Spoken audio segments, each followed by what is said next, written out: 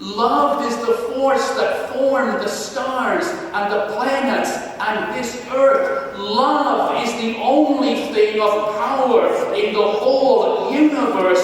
That's what it means to say that Jesus is the Son of God. And that's not so simple, because then you have to ask yourself, do I really believe that love is the only power and the ultimate power? Because the evidence around suggests that there are other powers that overcome and conquer love. The evidence suggests that love is not the creative force in the universe. So if you say Jesus is the Son of God, God is love, love is the only power. You cannot give a glib or quick answer, yes to that.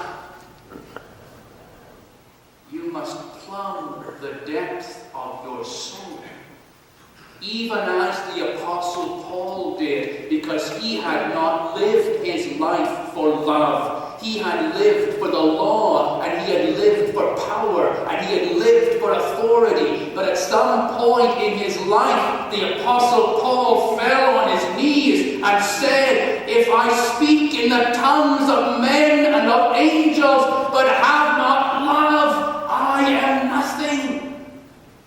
If I have knowledge to understand all prophecies, and if I have wisdom to know all truths, and if I give away everything I have, but have not love, I am nothing. Because love is the only thing that is permanent and powerful. And you better believe that when the Apostle Paul worked that out, it nearly broke and destroyed him to confess it. God is love.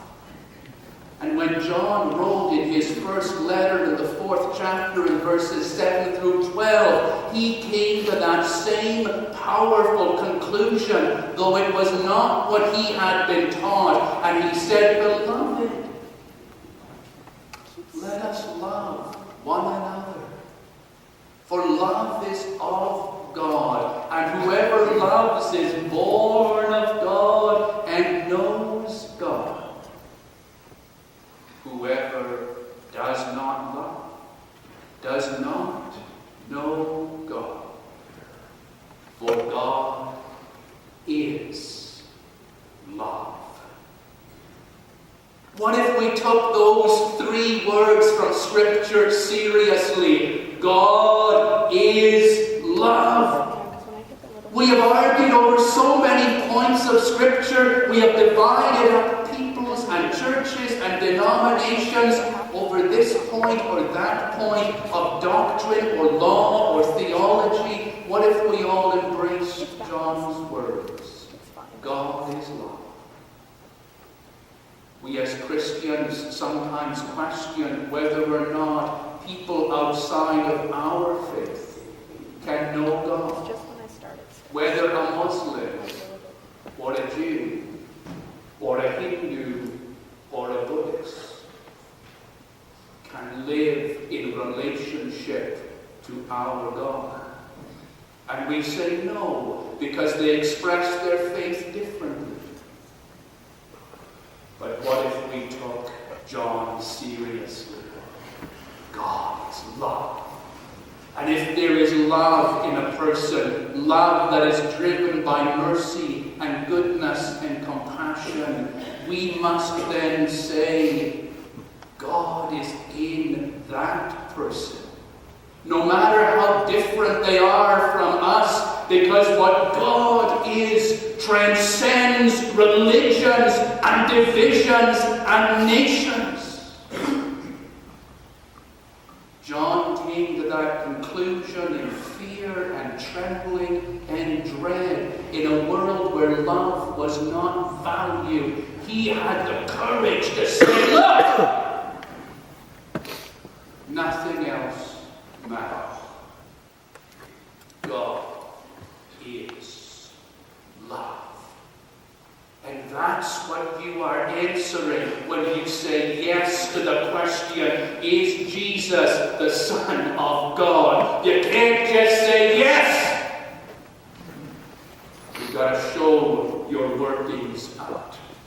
And with that second question, did Jesus die on Calvary? The answer is yes. But you better have some workings out to back that up. Because if you think that his death on Calvary is merely an historical event like other historical events, you are wrong. The death of Christ on Calvary is not contained within human history. It is the event which contains all human history. And if you say that, yes, I believe in the death of Christ on Calvary, it cannot just be an historical statement of fact. What you are saying is that his death is the central event in my life.